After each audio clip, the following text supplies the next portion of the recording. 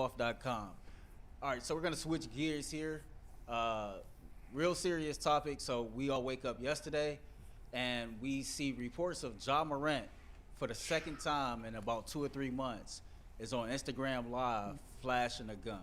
He's ruining it, Jay, right before our lives. I hate it. I hate it. The guy is so talented. And we are watching in real time as a young, talented athlete self-destructs. Yeah. I don't know what the league is going to do. I saw one of the former players came out yesterday and said Chandler Parsons said suspend him for the season. Mm-hmm. That sounds harsh. At this point, I have to tell you, I'm more concerned about Ja Morant, the human, the person, as I am the player. The league suspending him for 8 games. It was a slap on the wrist. It was way too easy. Yeah. We've talked about this all the time. We saw what happened to the punt god. Okay, that's where I'm going to go with this story. Yeah, the punt god. I can't even think of his name. His nickname was the punt god. That's Ariza. Matt Ariza. Something like that. Okay, this guy, he had a punt in the Bills preseason game. 80-some It was like almost 90 yards. Yeah. His nickname is the punt god. Okay, he's the best at that position that we've seen in a very long time. There was a story that came out that he was being accused of rape. He was part of a gang rape. Mm-hmm. The Bills cut him. They cut him. He was the best player at his position, and they cut him. Yep. And the whole time, this kid maintained his innocence. I didn't do it. I wasn't there.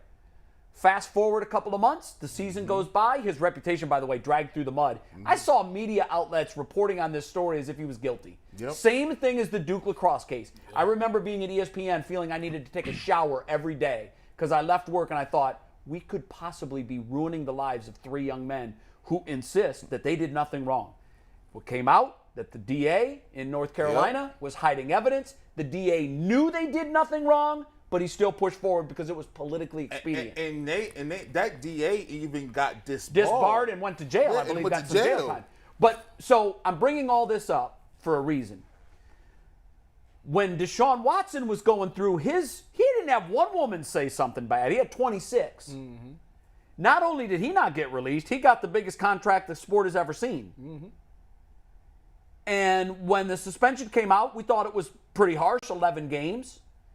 And it certainly has ruined his reputation. We don't know that he was guilty of anything. Mm-hmm. We just know a lot of women accused him, but we don't know. Yep. In terms of the eyes of the law, the law looked at it and they didn't even indict him.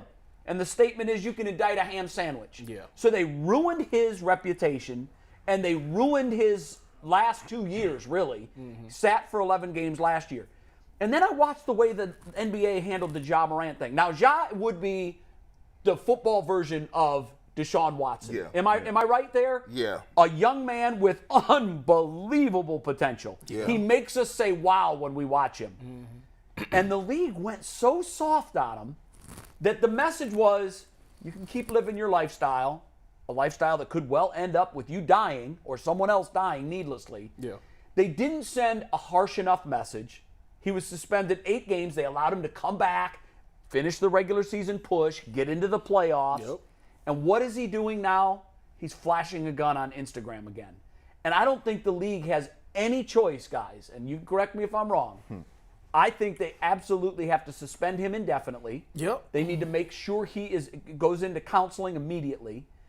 And here's the problem. There's no crime against who you hang out with. Nope. But the people that care about him and know him and love him are telling him it's the wrong crew. He's got to divorce himself from his crew. But you guys know that might be one of the most difficult things for a young person to do. Yeah. You look like you're dying to jump in. Where you from, bro?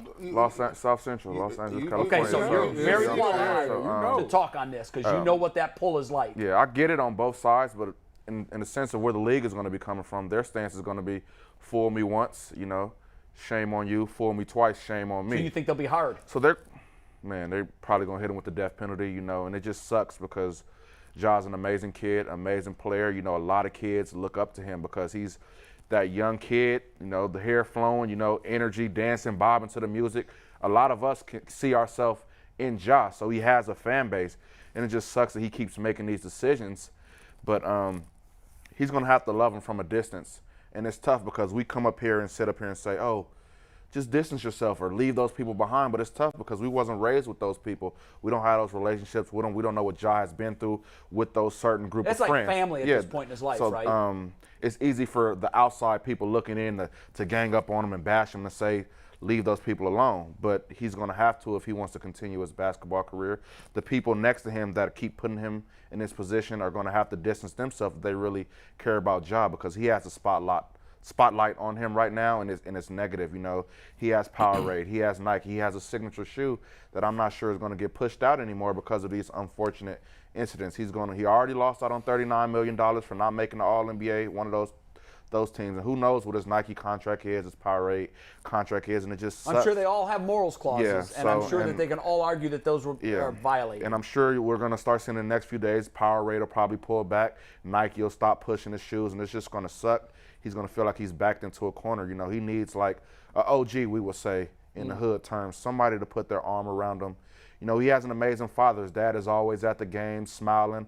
All the players interact with him, but he might not be the person because their dynamic probably has changed. Right. His dad growing up probably was that male figure, you know, put his son in the best position possible. But now that Ja's making all these millions of dollars, his dad's probably under him. His dad probably is one of his associates or friends in a sense. Longer like, has that power control over structure is not the same. So somebody's going to have to put an arm around him. You know, let's not give up on him. You know, America is the land of second chances Rose? and redemptions. Did you see Jalen Rose? The interview? Yeah. Well, Jalen Rose had like a 3-minute monologue a couple of weeks ago when this first happened. And Jalen said, basically, you're living my life. Yeah. I've been where you have been. And young buck, you got to change your ways or it's all going to come to an end. And I just remember it was real powerful. I've known Jalen for years. Jalen is one of the realest dudes I've ever met in my life. And when he talks like that from the heart, you better listen. And I just thought Jalen might be the guy, but He wasn't. Ja doesn't know Jalen. Yeah. They did a sit down with each other. Because wasn't that who did the interview? Wasn't it Jalen Rose? Was this after he did the This monologue? was after the monologue. How did the sit down go? And Ja looked authentic. You know, he apologized. He said he was going to change his ways. You know, he said he was going to get help and that he was sorry and that he kept putting the Grizzlies, his family, and people in this situation, that he was going to do better. And then look where we are now. So now he's like the girl that cried wolf, you know, and people aren't going to give him the benefit of the doubt now. And he's just going to, I wish I had the blueprint and all the answers, you know, but America's a land of second chances and redemptions. And I just hope, you know, 10, 15 years from now, we look back at this as just like a blemish on his record.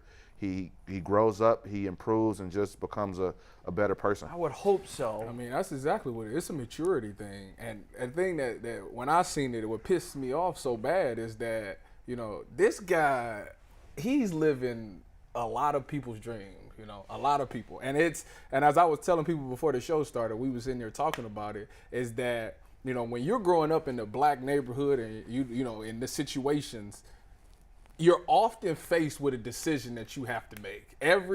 Typically every black male has a decision. You either go to school and play sports or you take the street life. You know, that's typically where it goes. It's at a point where you're at a crossroad. And for him, he took the crossroad of going to school and playing basketball. There is no 1 foot in, 1 foot out. And he's trying to do that, and that's what isn't he's he? trying to do. And and it's making me upset is that there's people out here that's in the streets that really live that life like that. And you fabricating it. You making it seem like it's okay and that's cool. Like you don't have to do that. You doing it because you want to do it and you think it's cool. But there's people out here that's dying every day over that life right there. They're out there doing it because that's what they have to do. Last resort. Exactly. So I don't like him for doing that in that situation. And I didn't like his friend. You know, his friend knows the situation that he's been in. And everybody's like, oh, well, he on the Instagram Live, he realized he had a gun and he turned the camera off real fast. Well, if you go back and watch that same Instagram Live, you know what he did before he put the camera on him? He looked right at him just like this, seen the gun, and then put the camera on him, then flashed it back. That's not everybody that's trying to defend the friend, that's not no real friend. You know the situation that your boy is in. Why would you put him on camera for the world to see? You took something that's private. Can I take it a step further, Tyvis? What? Why are they letting him carry a weapon in the first place? That's true too. But you know, it's some people they'll say it's the law. You know, I'm free to carry a gun. I know, but he's not Joe Sixpack at this point. That's true. He's a guy who's had a history with flashing a weapon that's gotten him in trouble. If I really love him, and he's my best friend, Well, I sit him down and I tell him, bro. That's why I say you Ditch the guns. got to watch the company that you keep. And like I said, I'm not faulting him for having a gun. In today's society, some of the best neighborhoods is shootings there. So I'm not. It's not that. I know. It's the fact that he probably needs like security or something. He needs to be the one that don't. And a lot of have these guys the gun. have it. A lot of these guys. He obviously don't. Well, because if he did, he wouldn't have been in that situation. Weighed in. You know, in America, we have a gun problem. It's not the law-abiding citizens who have the guns.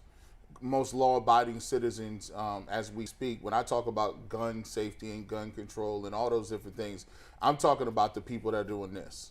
See, usually the guys that are really, you know, hunters or do things, you know, they're not out here flashing guns, right? They're not. You don't see people. There's some people, like Earl said, there are people here who have a concealed carry, and you never knew they would have had a gun in their life. No, it's on their hip, it's on their hip, on their shoe, and they ain't never had to pull it. They ain't had to do nothing. Or responsible adults who have safety boxes. The gun is put up in proper spaces. They go through all the protocols. We're not talking to them, and I think sometimes that gets conflated. But what we are talking about is there's a segment of our population, and it's just not just Ja Morant. It goes to all different walks of life. You know, there's a couple of years ago, there were people that were posting family pictures with AR-15s, like with the whole family, kids. You know, these are prominent people. These are officials that we put in office.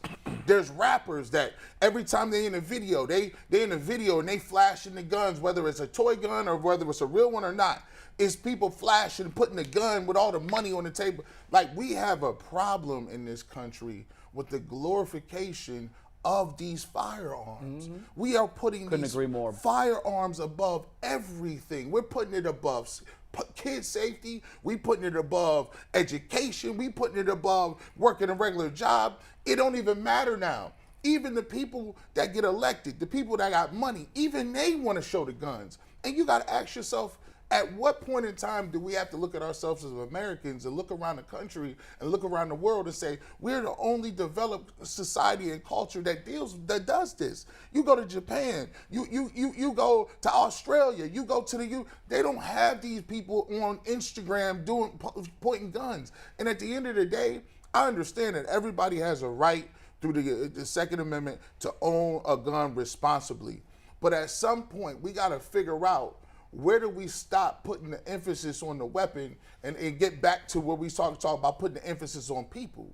And Ja Morant is a prime example of this stuff has been put into us at a young age where we feel like it's necessary, that I have to show that and do that for me to be cool, for me to be a person of influence. It's crazy. It just don't make sense. I don't understand it. Earl, just don't get it. I want to hear from you too. Yeah, so like this really made me feel some type of way, just like Tyvis, just like G. I know me, Tyvis, and G actually talked about it before the show. Like, we talk a lot, Jay. I'm from the hood. Right. Tyvis, you from the hood. And one of the things that really pisses me off is that you see people who didn't grow up witnessing the trauma of violence, drugs being used, drugs being sold. They buy this facade and this image of being from the hood and glorifying the hood is cool based off what you say on TV. But when you live it in real life time, when you see people get murdered, when you see people losing everything, that's not a game. It's not a game. Not it's at all. traumatizing. People don't understand the emotional damage or the mental trauma that you go through when you witness that. And when you play a dangerous game, you can pay some serious consequences that you can't come back from. And it's just unfortunate that this dude has worked his ass off to get to where he's at. And because you got a little bit of money, you think you can buy this facade of being from the hood when you're not built like that. That type of behavior will get you killed. And that's just unfortunate that nobody loves him enough to let him know that. I'm glad you said that, Earl, and I want you guys to weigh in on this too, because you flashed the wrong piece to the wrong guy, and it's a wrap. And you're from South Central, and I'm sure you've seen a lot of things there. What is the love affair between the culture and the gun that we can't seem to divorce the two? I just feel like it's always like It's part of life being there, a part right? of a part of life. You know, it's been glorified in the rap music, and there's a correlation between the rap music and athletes. And I don't know where it got to a point to where guns had to be the main tool that brought the two together. It used to be you seen the rappers and things like that dressing a certain way. Right. You would see the athletes dressing a certain way coming into the arenas and things like that. Like Allen Iverson. Sure. How he wore his baggy clothes and dress. He's one of the main people that brought the two together. But I don't know what his facade with this guns and this image he's trying to portray, because I know plenty of people back home where I'm from would give up that life they're living I'm telling you. For his for a $200 million That's what I'm contract. in a heartbeat. And that's the You part get what I'm that saying? I So- feel like he don't understand. Like the person that you trying to be would trade shoes with you in a day. Trade it. You can have it. You want to be a gangster. You want to be a thug. You want to run these streets and do all this and do what it take to try to make it home every day. You got people that you're trying to provide for. The reason that I got to do this is because, you know, maybe I got a record. I can't get the job. I can't do the thing that you're doing the gifts that I that he's always been wanted. given. Exactly. I don't have that. So almost you wasting trying to stoop down to my level, and I'm trying to get to your level. So if you really want it, you can have it. And my thing, that's what makes me upset about it. It's like, dude, people would trade that. I love the way you Why phrase. would you want that life?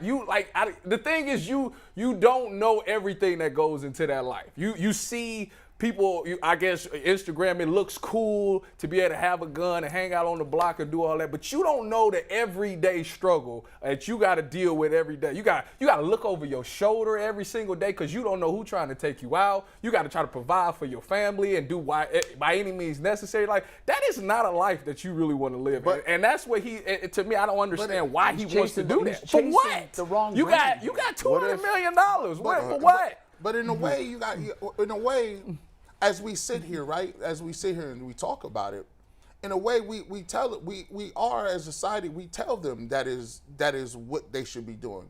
If you look at the biggest stars in What do you mean by that? If you listen to the biggest stars in our culture, right? We talked about earlier rappers and correlation. We made martyrs. Tupac is a martyr. Nipsey Hussle is a martyr. And these are guys that died on the wrong end of a gun. Gang violence. And From so sitting in the wrong car at the wrong time. Tupac fought a Crip. He tried to be in the thug life for real. This is a guy who went to our school, took the private route, but he decided to go do gang violence and think that just because I'm Tupac, that these street dudes ain't gonna touch me. So when we wake up, when we grow up and we see the people that are revered, we see the people that this the Tupacs, it's the Biggies, it's the guys that was in the street life. I could go to Young Dolph, I could go to the Migos.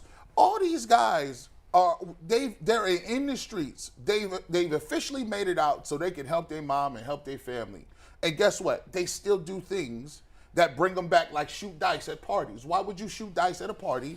And why don't you have security? All of these things, and it's almost as if we don't grow up and say, oh man, look at that dentist right there. Look at this black dentist. Look at this black lawyer. Look at this black, look right here. Look, and you can do something else besides dribble a ball. You know what it is, G? You know why they don't get that stuff? Because people will say you switched up. You know, as a person growing up, that's the one thing. You changed. You got that money and now you different. And that's it's like an insult. I imagine all three of you guys have heard that probably. No, ain't nobody. Don't lie. Nobody said. But the thing is, it's not that you switched up. It's that you got wiser in life. Like, I can't do. You think I'm gonna come visit my hood without security? Like, I know what y'all do here. Why would I not have somebody to protect me? Like, that's the type of It's being smarter. When people want to be so real and authentic all the time and don't want to switch up and look like they left and never came back, that they tend to do what Ja's doing. But you gotta think about it. Once you get, I'm 41. How old is you? 29. How old is you? 27. When you get up in age, Earl, how old is you? 35. When you get to a certain age, you start thinking different. If you lucky enough to make it, That's true. then you can wake up. But there are times, yes, you do feel bad when you 18 and you get off. You in college, and then they say you going back to the crib, and some people say, nah, I ain't going back to the crib. How difficult was it when you was 18, 19 years old to be able to say, had a maturity level to say, I'm not going to do that, right? And especially if you don't have, like you said, no guidance from the OGs saying, bro, you got a career, you got a path, don't even go there, bro. I know what it is. You ain't lost nothing. You still down. You a leader. you're supposed to come back and help us get different people together. But that's hard for you to see when you're 18, and you got to be able to live long enough to get to a point where you can start to let some of this soak in, and that's the dangerous part about it. The dude is, how many people get killed right before? I always say, man, I'd be tired of just seeing all the famous black people dying, because it don't give you no hope. You say, listen, if Michael Jackson died at 50, if Prince died at 50, if all the singers and all the basketball players and all of the rappers, they all die early, you look at yourself and say, man, you got this thing in your head like, well, how long am I gonna make it, right? Yeah. Whether it's health, whether it's the environment, whether it's violence, it's all these things, and you think about it daily, and you just hope the young brother says, hey, if you're a father, he got a father. A good one. His father got to stop being a fan. That's a fact. That's a fact. His father. There's a saying that I always use with my kids. I'm not here to be your friend. Exactly. I'm here to be your father. Exactly. And I think you hit the nail on the head earlier when you said the money power dynamic it changes switch. the dynamic. So. And now Dad's along for the ride, so he's got to be subservient because he likes this ride. Yeah. He likes his lifestyle. Dad needs to stand up and be a dad. I think that's one place to start because Jalen Rose can't do it. Yeah. Some of his teammates probably either don't have the power or the will to do it. The older guys that came before him, there's a real disconnect between a guy in his early to mid 20s and a guy in the early to mid 30s. Yeah, in street life, that's like huge. You're almost dead, man. Why am I gonna listen to you? You're so old. Yeah. I'll say this: two things. In terms of his dad, we're looking at it from the outside. Who's not to say that he's not speaking trying. up? Yep, the you're mom's right. not trying. The dad's not trying. You can only do so much. There's probably plenty of people in this world who were great parents to their kids, and somewhere along the way they went off the rail, and the parents are speaking, and they've thrown their hands up. So, right. So I just don't want to jump on T. That's fair. In that sense. No, that's and fair. also, that's one thing. And also, I'll say, growing up for me, I could have went one or two ways. Had the gang violence, had the drugs, had homeboys that went that way. But I love football, and I love football, and I love my mom. I was more so afraid of disappointing my mom. Yeah. Rather than being told, oh, you're not down, you're not cool. You get what I'm saying? So he needs to find, if it's not the fame, if it's not the money, Ja needs to find somebody or something that he cares about so much and not disappointing that he wants to change and go down the right path. Well said. So that's how I was raised, and that's how I live by, because I could have easily went the wrong direction. I still have friends in that lifestyle, and I'm not bigger than them. You get what I'm saying? I'm not better than them. How do they view you? They support me. They view me as they love me and things like that. I've had these conversations with a lot of young guys who have left that environment, and all of a sudden they're looked at, you're going to turn your back on us now. No. See, you're not for the community. Because I know you and I have talked about that, G, where there is an immense pressure on young black men that come out of a rough environment that succeed to walk that dance. It's very difficult. Believe it or not, if you got tremendous potential, it's usually an OG in every hood that's like, this ain't for you. Like you ain't. Don't mess with him. This ain't. He ain't. And he got a good life. Really. Yeah, so he's sort of the godfather of the street. He gonna make it out. Don't mess with him. Really. I'm glad to hear that. It's always a guy. It's an older guy that's probably an OG of the hood. Who's been through it himself. He gonna be like that dude really good. Don't mess with him. Let him go ahead about his life because he gonna make it out. So I had some mentors. I played for a park. It's in a rough neighborhood. A lot of the kids in that park, they grew up to go be a part of that gang, but the coaches, for whatever reason, I was one of the kids that he's not going to be a part of this. Like, I know all of them, we have relationships, but just you don't associate the two. So I guess that kind of got lost in Ja's case, but I know in my case, I've had some people that I look up to, grab me under their wing and say, you're going off to college. We see something special in you, so that's kind of where it happened with me. I hope the best for the young man, but I do feel that he's probably going to get a year's suspension. I don't know how the league gets around doing it any other way, unless they do an indefinite suspension based on some certain criterion being met, like Deshaun had. Yeah. He had to go through this sexual counseling and all of that. But I hope that the league treats it differently this time. Last time they slapped him on the wrist and he was right back into the same thing. Treat the young man like you love the young man. Yeah. Not like you want to be his friend. not like you want to help his team, and he's doing no good for his team if he's dead. But what if this is who he really, if this is who he really is? He'll show it. You get what I'm saying? Won't he show it, We you keep think? saying that he's trying to uphold an image. Maybe the image he's trying to uphold is this NBA. And that's not who he is. You get what I'm saying? I What if do see what you're saying. They need to let him go. Well, he gonna let him go and do See, it. Well, why not try to help him? Why not try to save him? He gonna have to Because sit you can down. only help you can only help people that want to be helped. That's a good point. He gonna have, when you sit down, some people don't understand it. You might be, hey, I know a lot of people. I'm sure Young Thug thought he was gonna go in and come out, but when they hit you with they giving the RICO out. Like you can't just hang out with people. No, you see it. And now you getting. They could look at him and say, Ja Morant, you got enough money to be a head of a crime syndicate. If any other dudes go out and do anything felonious, you the head. You the one who got the money, you got the clout. It was continuance of a game. And they could give you 25 years to life doing RICO statutes. And guess what? When you get that, he should have known if with the YSL thing going on, he should have known that I don't want this anyways. Because you watch Young Thug watching all the people that he loved and took care of tell on him every day. Yep. That dude right there. It was that him. dude right there. It was a gang. It was a gang. Earl? Before we do final takes, just remember that the 12 o'clock hour is brought to you by Call It Companies Championship. See your favorite golf legends playing the Call It Companies Championship July 12th through the 16th at the famous Firestone Country Club. Fun, family-friendly events all week long featuring the new fan zone experience, free attendance for kids, and concerts every night. There's always something for everyone. You can learn more at callitgolf.com. Before we get to final takes, Tyvis says something, Boogie, you said something that I personally can relate to. That when you grow up in the hood, first of all, a real OG is somebody that's trying to steer you in the right direction. And if an OG see potential in you, they will steer you in the right direction. I had an OG. His name is Rooster. Rooster is no longer alive. He's no longer with us. He was tragically murdered 2 years ago. But Rooster would see me jumping off the porch, doing things I ain't had no business, doing things that really was not becoming of me being successful. And he would always pull me to the side and tell me that you're different from a lot of people that's in this neighborhood. And I need you to go out here and be different. Wow. He gets killed, and we have a balloon release. His mother walks up to me and tells me 2 days before he was killed, he was in her kitchen talking about how proud of me he was and how he got a chance to see me actually take the proper steps to live out my dream. So a real OG is somebody that's encouraging you to go the right way. So if you calling somebody an OG and they ain't really pushing you right, they don't love you for real. That's powerful stuff, and I couldn't agree more.